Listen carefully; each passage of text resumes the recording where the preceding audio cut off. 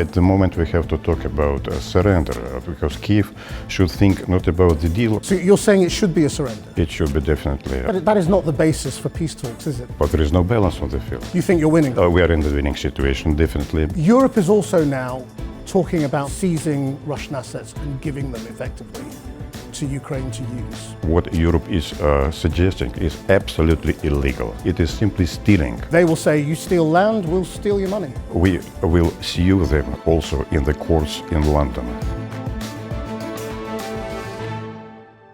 Hello and welcome to a special edition of the Fourcast. We are in the residence of the Russian ambassador to the United Kingdom today, here with Ambassador Andrei Kelin. It is obviously an important time in the talks over a possible peace in Ukraine. Donald Trump says he has a plan that he says Russia is fine with, but there have obviously been intense talks in Europe as well. And we've also seen what Trump's new national security strategy might mean for Europe. So there is lots to talk about. Ambassador, thank you for having us. So Donald Trump says Russia is fine with his peace plan. Is that true? I haven't seen the peace plan. That is not true to presuppose that it is in the papers, in the newspapers, but I can't imagine several parts of it because it is understandable for us. So this is not about a simple ceasefire. It should be a comprehensive long-term solution for everything. It is not for only Ukraine. Security guarantees should be given to Russia as well. Security guarantees should be given to all European countries over here. It is an issue of NATO, of course, should be resolved once and forever. We should think about also how to reconstruction of Ukraine probably and the change of it. So it's a lot of papers and should be done, and a lot of commitments should be done in it. It needs a work of professionals, of course, to formulate it legally as documents. I mean, you have always said you want a comprehensive plan, but Trump is clearly impatient and he wants some progress quickly. Now, there was a 28-point plan. I don't know whether you know what was in it. And then there was a new version that he talked about last week. What do you understand his plan to be? His plan to be. Definitely it should not be a deal. At the moment we have to talk about surrender, because Kiev should think not about the deal, but definitely the situation on the ground, situation in economics of Ukraine, situation in Europe where there is no more money, spare money for Ukraine. They put Kiev in condition when they have to think how to save the state, not to be a failed state. So you're saying it should be a surrender? It should be definitely a certain surrender. I mean, that is not the basis for peace talks, is it? Peace talks have to be about a deal and a compromise, not a surrender. Nobody wants to surrender. No. The issue of talks, probably, I'm not sure about Europeans, they are talking about a deal. But a deal is a different thing. A deal when there is a certain balance of on the field, but there is no balance on the field. You think you're winning? There is a winning. We are in the winning situation definitely because the front line is moving very quickly. Very quickly. I mean, very quickly is a big claim, isn't it? It's actually moved very slowly. Over 4 years. It is in your newspapers. But in fact, what is happening is that it is becoming quicker and quicker. We have, during the autumn, we have liberated 87 settlements. At the moment, there is a cauldron in Mirnograd, where there are thousands of UK troops, elite, United Ukraine troops, elite troops, have been surrounded. We have a situation of cauldrons nearly formed in 3 or 4 areas along the front line. So this is an issue. We are moving towards Kramatorsk because Seversk is fallen down, nearly fallen down.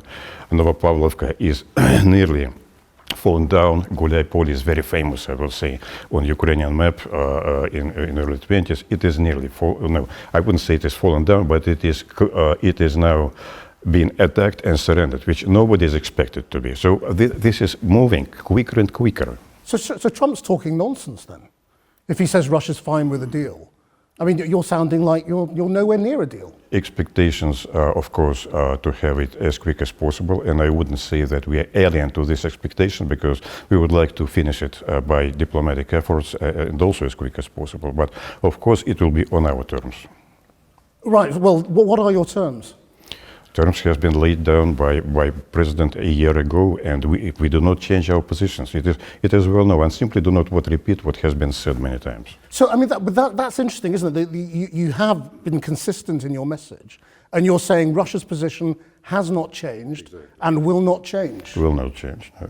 So you'll fight for as long as you need to? Yes, well, I can state absolutely clearly that we have laid out our position in the very beginning of the conflict, then later on has repeated, and I don't see any deviation from what has been said. I mean, is that why Russia seems to be stepping up what the British government regards increasingly as hybrid war in Europe? British government, London, is very experienced in hybrid war.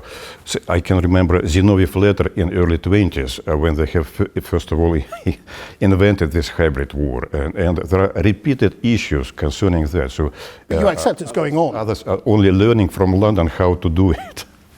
So, right, but you're accepting then that there is a hybrid war, effectively, between Europe and there Russia. is no definition, by the way. What is it? And well, they say it's about flights, it's about boats, it's about the spy boat off the northern coast, it's about submarines. We can say absolutely the same about European efforts, about British efforts. I'm sure you can, but you're accepting that it happens. No, it happens that everybody is doing what it is in effort. So the hybrid war, which is waged against Russia, is very active. It is just we have given an official note about the issue of Aeroflot that has been attacked from the cyber company here in United Kingdom. This is an official note because we traced it. So you think you're also under cyber attack from Absolutely. Britain? Right, so in that case, you must accept that you're also doing it to us. Differently from Brits, differently from London, because it doesn't give us any official grounds, any official basis for this. We have sent this note with absolutely tracing it, how it is happening. Is this what you told the Foreign Secretary? I didn't talk with the Foreign Secretary. I did talk with First Deputy of it. Yes, we have exactly talked about that. So in that case, if you say Russia is under attack in a hybrid war in terms of surveillance and cyber, you're doing it to us as well, aren't you? I do not know. Simply, this is not my cup of tea. I'm doing. Well, you're very sure of one side, but not sure of your own side. What I'm doing here is representing Russia, representing our public policy views, and I have now and in the other occasions just to lay it out what we are doing and how we are doing it. But if you're representing Russia, then you can also say what Russia is doing. You know, you're very keen to say what Britain is doing when you don't actually know the detail of that. I'm just asking you, what's Russia doing? Krishnan, we are talking about conflict in Ukraine. I just laid it out, the situation on the ground in Ukraine. Ukraine has, and you ask me why, because Ukraine has no more manpower, they have no more reserves. That's the main question. Because, well, you also have that problem in Russia. It is important, we have huge reserves and manpower. We are many times bigger than Ukraine. Then why are you sending African imported labor to the front? This is nonsense. I haven't seen any substantive reports about Africans. And North Koreans. North Koreans, they volunteer to do this. They would like to get some experience. Now it looks like they are helping us in demining. They're helping us in certain reconstruction of the devastated towns, which has been already liberated. But their mission, as a combat mission in trying to liberation of a certain area occupied by Ukrainians is accomplished, and they return back. I mean, the estimates are that up to 1 million people have been affected in Russia, either in terms of injuries or deaths. I mean, that's an enormous cost, isn't it, for Russia? Well, all these figures, they have been taken from the ceiling. But there is an official figure which has been agreed between Russia and Ukraine. We have had an exchange of bodies recently, in recent 3 months. So we have given and returned to Ukrainians 9,000 bodies. And we got in return 143. That is all. It is simply saying by itself. Are you claiming that Russian deaths are in the hundreds? Ciphers are simply saying themselves how it works. Well, how many do you think there have been? Yes, all the rest is absolutely nonsense. And I am not going to speculate on this. What are the losses of Ukrainian side? What are the losses of the Russian? But the Russian people know, don't they, that hundreds of thousands of families have been affected by this. Krishnan, probably you have another question. No, of course. But I mean, it's interesting that you don't want to acknowledge. Beyond this discussion, which makes no sense because there is no knowledge of it. I'm asking you to acknowledge the impact on the Russian people of this war, a war you didn't even want to call a war for the last 4 years. Well, this is not a question about the name of what is happening. This is a conflict.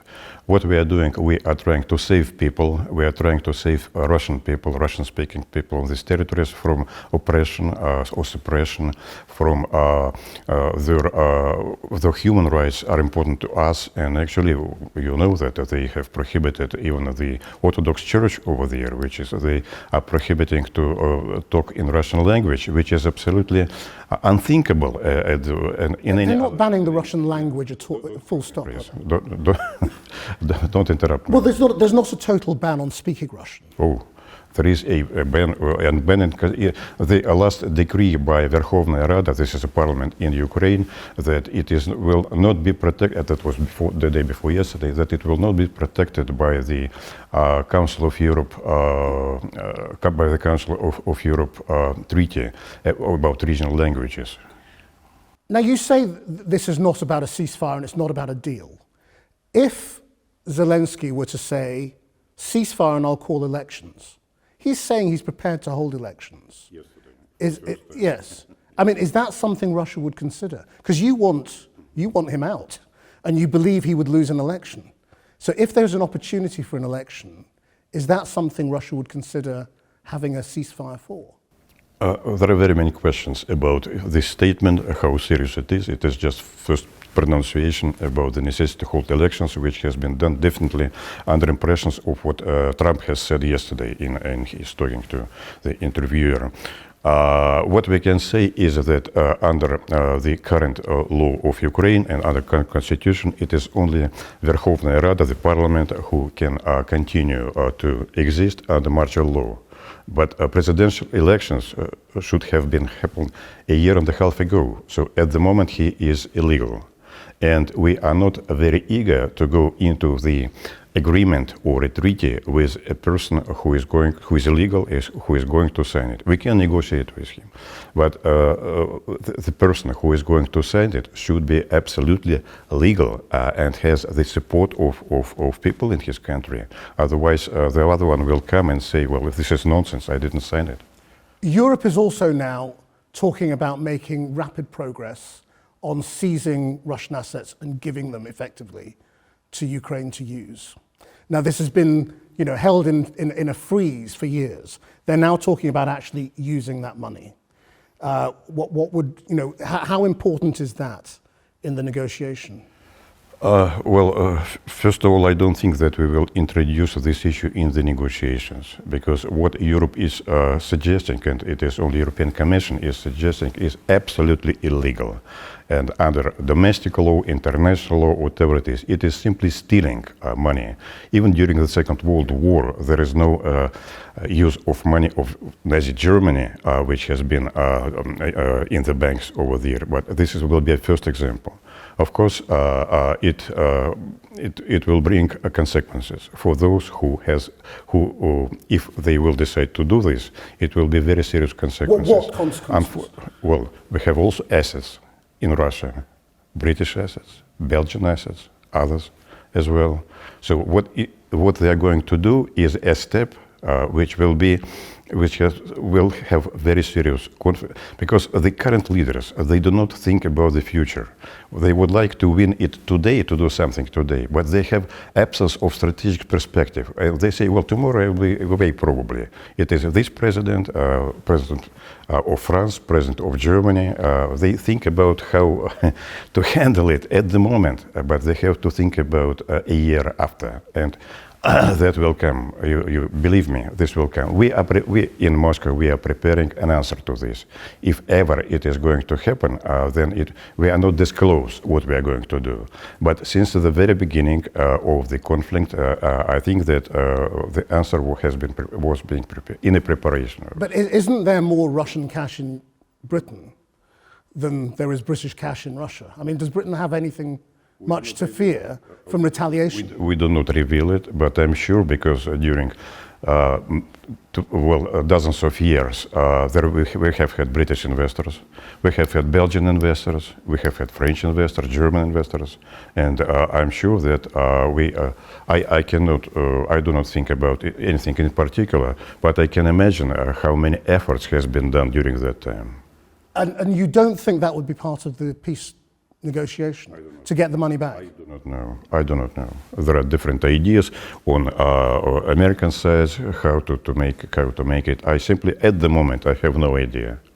I mean, the answer, I suppose, when you talk about international law is, well, that's a bit rich, given you're breaking international law in Ukraine. You know, they will say, you steal land, we'll steal your money. We will sue them also in the courts in London, those people, and it will be a very long time. You know how there are attempts to get some money from Abramovich. It is lasting now for 3 years with no result.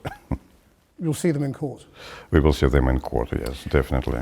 Can I talk about the other very interesting thing that's come out of America in the last few days, which is their national security strategy?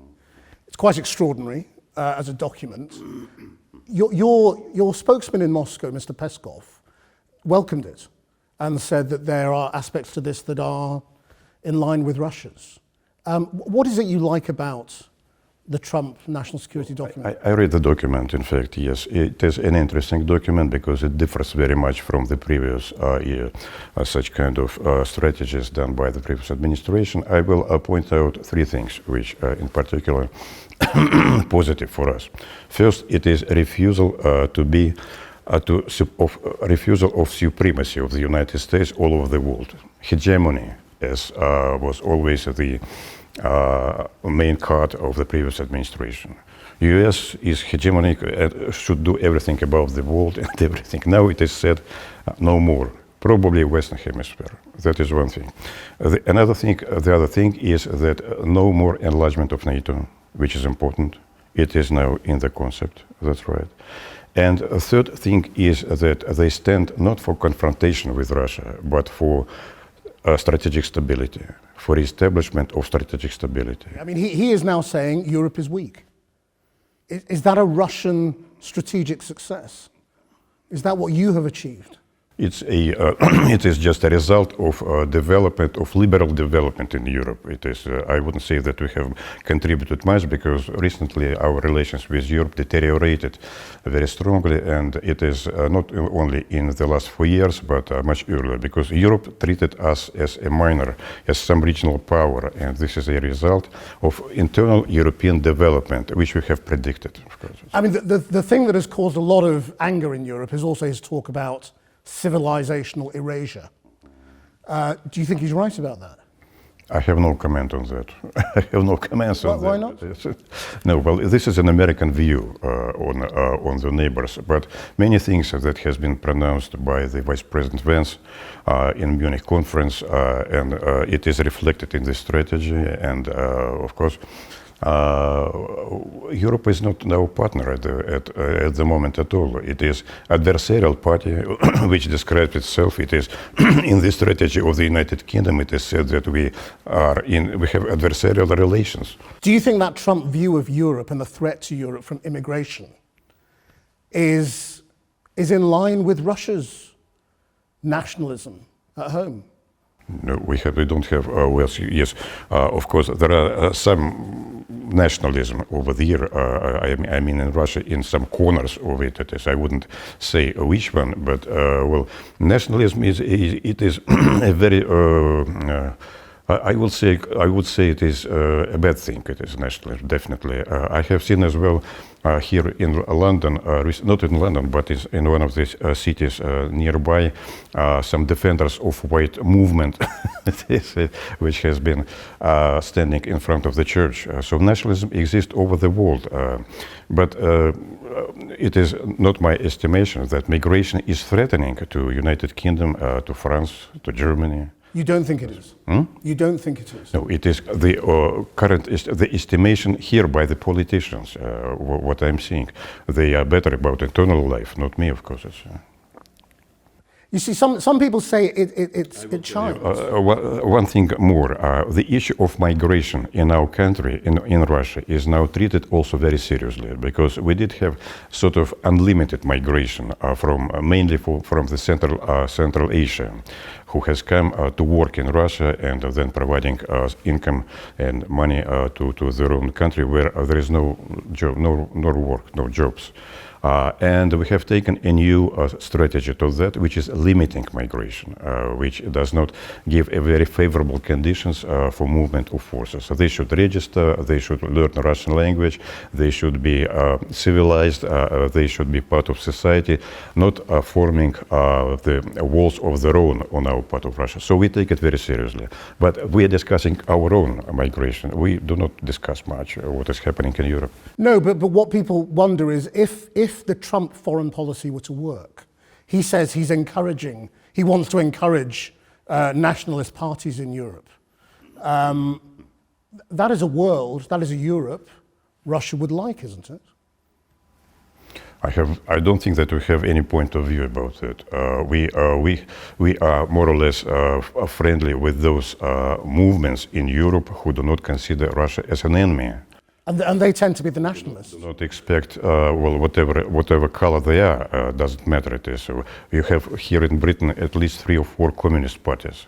They're very friendly to us, I will say. We talk to them as well, of course, as we talk to the others who are friendly. But we do not, we cannot have similar relationship with others who say that Russia is a main threat to us, which is absolutely has no substance at all. But I mean, you say you like the fact that America is no longer talking about American hegemony. Right. Isn't this a different kind of hegemony? It is trying to mold Europe in the same way as the MAGA movement in America. You know, it is Trump spreading his wings around the world. I will say it is just a realization of facts that America has no dominance all over the world, and this is good, as I have said, because this concept of domination of United States in the world, it just led United States and others to the impasse, and this is also one of the origin of the conflict that we have in Ukraine as well. Do you believe it as a strategy? I mean, when Trump publishes a document like that, do you take it on face value? As far as all my experience for a long time, I know that American diplomats take this type of guidances very seriously, and they're following them also very seriously in the negotiations, in international forums, and in provision of and in providing diplomacy all over the world. It is a guidelines for American diplomacy and politics around the world. And do you see Trump, I mean, I think over the last year we've talked before about how Trump is coming round to Russia's way of thinking on many issues. Do you see this as a further step towards your worldview? I don't think, no. It is coming from his conviction, which he has already unveiled during his pre-election campaign. He said, and now it is on paper, it is, so why not? But do you think it's in line with Russia's worldview? Is there more agreement between you now? We have much more complicated view on the world. It is not just to please Americans or to please the current government. We have our own strategy. It is laid down. We have a concept of foreign policy. It is laid out, I guess, a year ago or a year and a half, something like that. It is not in line. It is just some indications, some points that I have singled out. These points are in line, yes, about necessity of strategic stability, about stopping enlargement of NATO because it is detrimental to our security, absolutely, and it is about multipolarity in the world. Multipolar world this is what most important, which is now United States is recognizing. When President Putin said, "We don't want war with Europe, but we're ready for war," what did that mean? It means that, well, President Putin has said many times that we do not want and we have no plans, no intentions and no reason to have war with Europe and with NATO. That is absolutely clear. But the situation is that here in Europe, the leaders, those who are speaking about the war in 2 years, they simply do not hear it. They do not listen to what President is saying. That is why he said this thing, that we are ready, and that is absolutely true. that we can do it now. We do not want to delay. We are not. We are prepared to anything. We have a strong army. We have very strong and modernized forces on all sides. So, but we still do not understand why European leaders, especially defense ministers, generals, brigades, they are speaking about the war. We have a conflict in Ukraine. When we have resolve this issue, which is serious for our security, which is vital for our security. But do you Nothing else. understand- And then we need, coming back to our initial conversation, we need a comprehensive peace agreement. But do you understand why people don't believe Putin? Because so many things he said over the years turned out not to be true. The issue of believe or not believe. Well, it's quite important, isn't it? Black and white, it has nothing about it. It is an American concept. I don't believe you. Well, he's a man who said he wasn't going to annex Crimea, and he annexed Crimea. He said he wasn't going to invade Ukraine, he invades Ukraine. So trust is a huge problem when it comes to believing what President Putin Do you believe says. your own politicians? It is when they're saying that we have that. So you're agreeing with me? I agree. You I can't agree in a believe sense. what a politician Do you says? believe your Minister of Finance who has said there was a gap, enormous gap in the budget, and turned out to be no gap in the So budget? you don't believe Putin either? I don't believe. I don't believe to your politician either. So the question of belief or non-belief should be resolved in negotiations. But belief is fundamental to a negotiation, isn't it? Because you have to believe and trust that the person who is sitting across the table from you means it and will stick to what they're saying. In 1975, when we were close to concluding Helsinki Decalogue or Helsinki Act, which has a tremendous importance for the European security, no one believed to anybody at this stage. We didn't believe Americans for very, very many years. Americans didn't believe to us on us. We didn't believe Europeans, and so what. We have come to an agreement because we have a joint project, very serious joint project, how to settle security in Europe and all over the world. And we have done this. And from this, trust has started to evolve. And then we have come to much more agreements in Paris. We have come to strategic weapon limitation agreements. Most fundamental was ABM agreement, anti-ballistic missile agreement, was that cornerstone of strategic stability in a climate of total unbelief to each other. And what that suggests is that each side will regard security and strength as fundamental to underpinning any kind of future agreement. So we are looking at escalation, aren't we? An arms race. Why? It depends, of course. It depends. If someone would like to escalate, we are ready. If we can settle and de-escalate, we are ready to.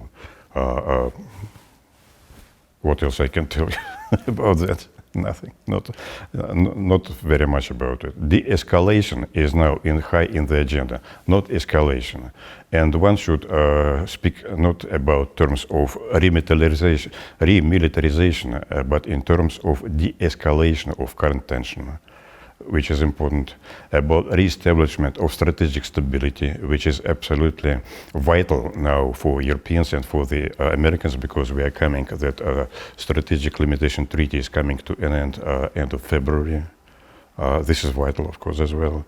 We have to think about curbing arms race, not increasing arms race. That's most important. And we have to talk about how to finish up the issue in Ukrainian conflict.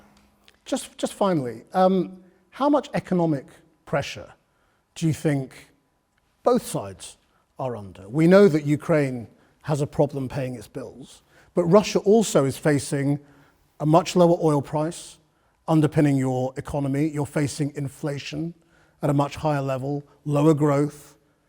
Isn't that a pressure on you to advance the cause of peace? We have had a lower growth because previous years we have had previous 2 or 3 years we have had more than 4%, and it is absolutely normal that we have a lower growth. Yes, we do have inflation, which is about 8%, I guess, something like that, but Britain has 8% inflation 2 years ago. Well, you have done it by 4, we are trying to bring it also by 4. So I wouldn't say that we feel economically serious pressure, because we did have several conferences right now, with including business people, bank people, governmental people. Nobody complained so far. And thanks to India and China, I suppose. Not only, we are trading with 85% of the world, which is non-Western countries. It's the majority of the world. Ambassador, thank you very much indeed.